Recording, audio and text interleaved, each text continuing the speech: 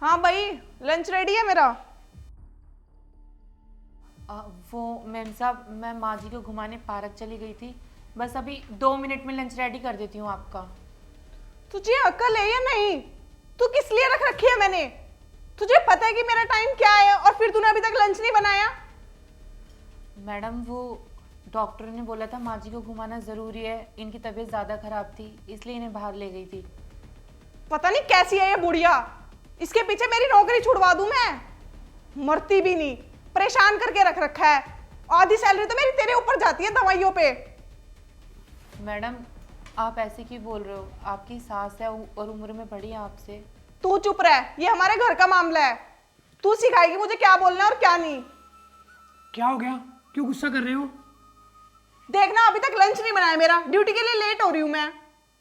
साहब वो मैं माँ जी को घुमाने बस पार्क ले गई थी, अभी लंच रेडी कर देती हूँ। मैं मैडम से यही बोल रही थी। अरे यार, तुम्हें पता है माँ जी की तबीयत खराब है, उनका ध्यान रखना भी जरूरी है। अब उनका ध्यान ये नहीं रखेगी तो कौन रखेगा? हमारे पास तो टाइम नहीं है। खाना आज बाहर से खा लेना। हाँ, बाहर से खा लूं, तुम्हें पता ना मैं बाहर से खाना नहीं खाती।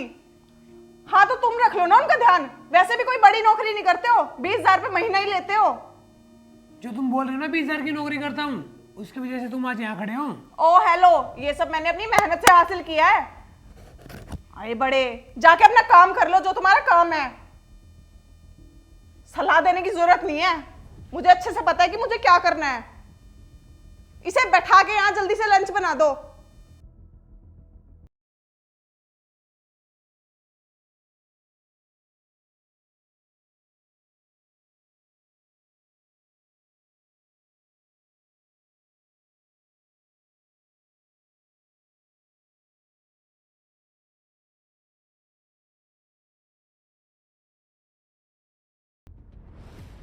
ए बुढ़िया, ए मर क्यों नहीं जाती तू? क्यों खून पी रखा है तूने मेरे? बेटा मेरे हाथ में हो तो मैं कब की अपने सांस निकाल के भी तुझे दे दूं। तेरे हाथ में, मेरे हाथ में मार दूं? खून पी रखा है, पता नहीं मरती भी नहीं है। क्या करूंगी मैं अपनी जिंदगी में? जितना कमा रही सारा तेरे ऊपर लगा रही हूं। बेटा मैं भी जी की खुश नहीं हूँ, अब तो बस भगवान मुझे उठा ले। हाँ, मैं भी यही चाहती हूँ कि तुझे उठा ले ताकि हमारे घर में कुछ बच जाए। सब तेरे ऊपर लगाने के लिए नहीं रख रखा मैंने। ये मेड लगा रखी है तेरे लिए, मेरे लिए करती क्या ये? सारा दिन तेरे ऊपर खर्चा करती रहती हूँ मैं। पता नहीं तेरे को संभाल ले जाए, इधर घुमा के लाए उधर घुमा के लाए, ये दे वो दे। मर जा कहीं, पता नहीं कब मरेगी, मेरे कलेजे को ठंडक पड़ेगी फिर। पता नहीं मरती भी नहीं है। हे भगवान उठा ले मुझे, जिंदे जी जीवन नरक हो गया। ऐसी दशा होने से तो अच्छा भगवान।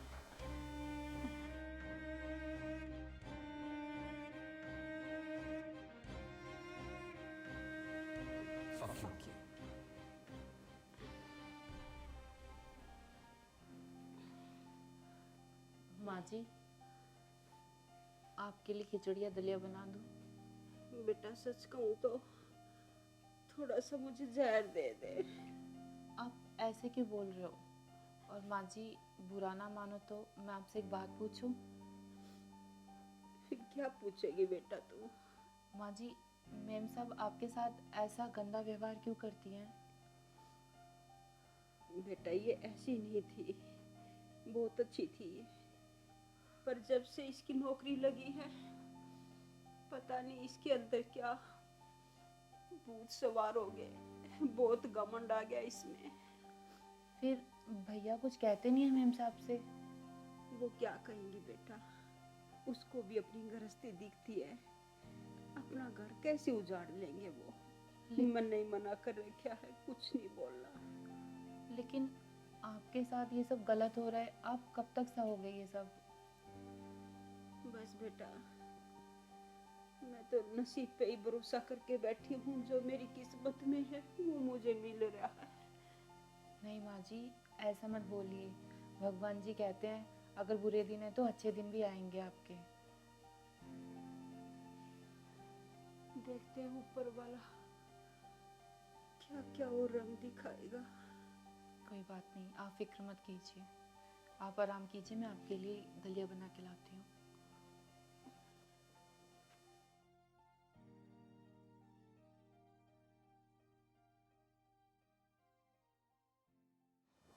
अरे कोई दिक्कत नहीं है, हाँ आज जाके नई ड्रेस ले आते हैं ना।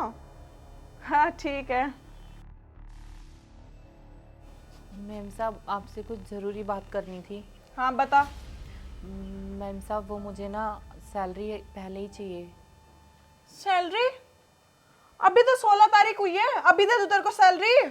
पूरा महीना होने दे, एंड में लियो सैलरी।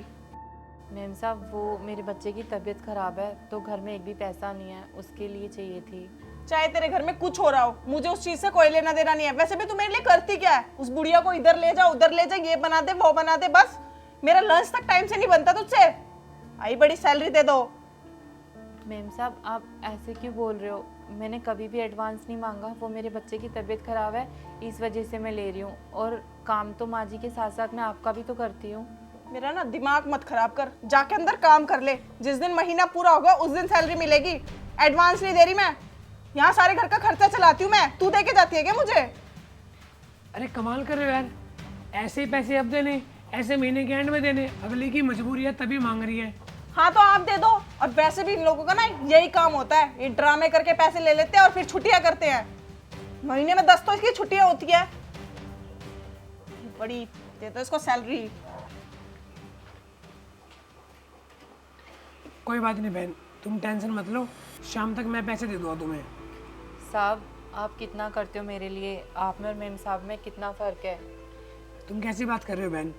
तुम माँ जी का कितना ध्यान रखते हो, हम दोनों जॉब पे चले जाते हैं, पीछे से माँ जी को तुम ही तो देखते हो, और तुम ना होते तो माँ जी का ध्यान कौन रखता? जी साहब, लेकिन बच्चे की तबीयत के लिए ही पैसे चाहिए थे, मैं अपने लिए नहीं मांग रही। कोई बात नहीं बहन, अगर तुम्हें जरूरत हो तो मुझे एक्स्ट्रा बता देना। धन्यवाद साहब। सही नहीं।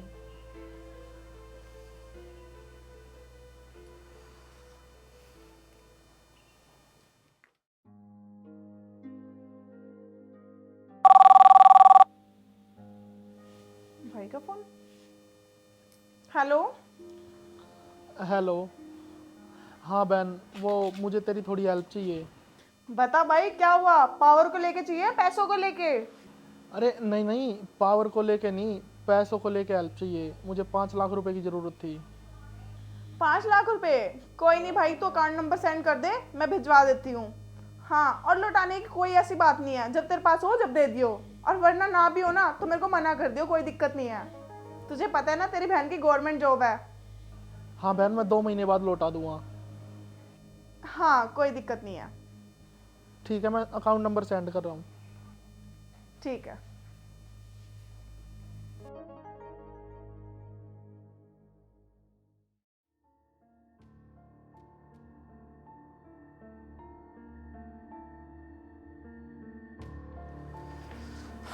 अरे मैम साहब, माँ जी की दवाइयाँ ख़त्म हो गई थी तो पैसे चाहिए थे दवाई लाने के लिए। जिंदगी खराब कर दी इन दवाइयों ने।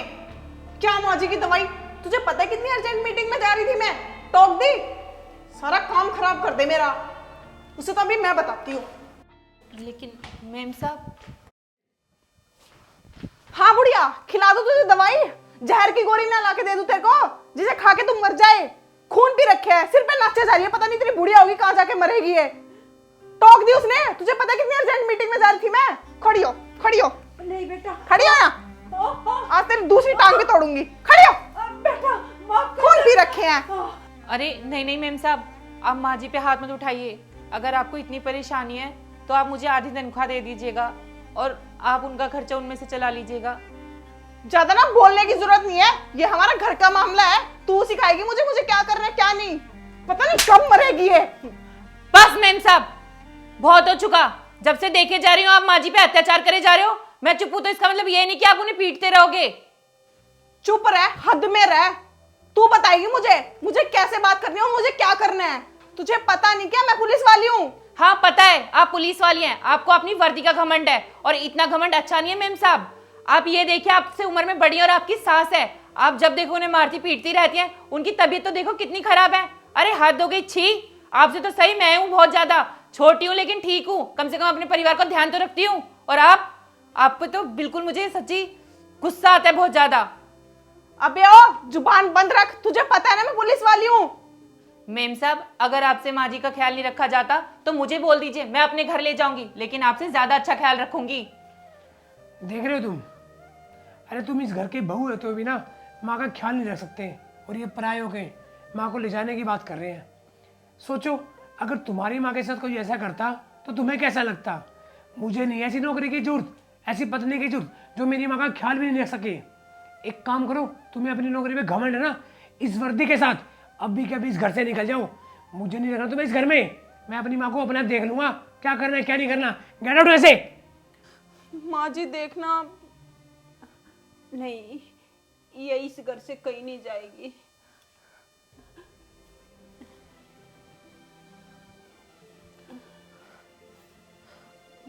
चिंता मत कर, तू मेरे ही पास रहेगी बेटा, मैं तुझे नहीं जाने दूंगी। हाँ माँ जी, मैं अभी आपके साथ रहना चाहती हूँ। मुझसे गलती हो गई मुझे पता है, लेकिन आगे कभी नहीं होगी ये गलती। कोई बात नहीं बेटा। देख रही है तूने माँ जी के साथ कितना अत्याचार किया, और माँ जी फिर भी तुम्हारे बारे में कितना अच्छा सोच रही है। अरे शर्म करो कुछ। आज तुम्हें माफ कर रहा हूं, अगर आज के बाद ऐसी गलती हुई ना, देखना मेरे से बुरा कोई नहीं होगा। ये तुम्हारी वर्दी है ना, रखी की रखी रह जाएगी। और हाँ मेम साहब, जिस घर में बड़े बुजुर्गों की इज्जत नहीं होती ना, वो घर घर नहीं होता। अरे घर में जानवर होता है, हमें तो उससे भी प्यार हो जाता है, ये तो फिर भी इंसान है। अरे बड़े बुजुर्गों का आशीर्वाद ही हम लोगों के लिए बहुत होता है, लेकिन आप तो बिल्कुल ही नहीं देखते।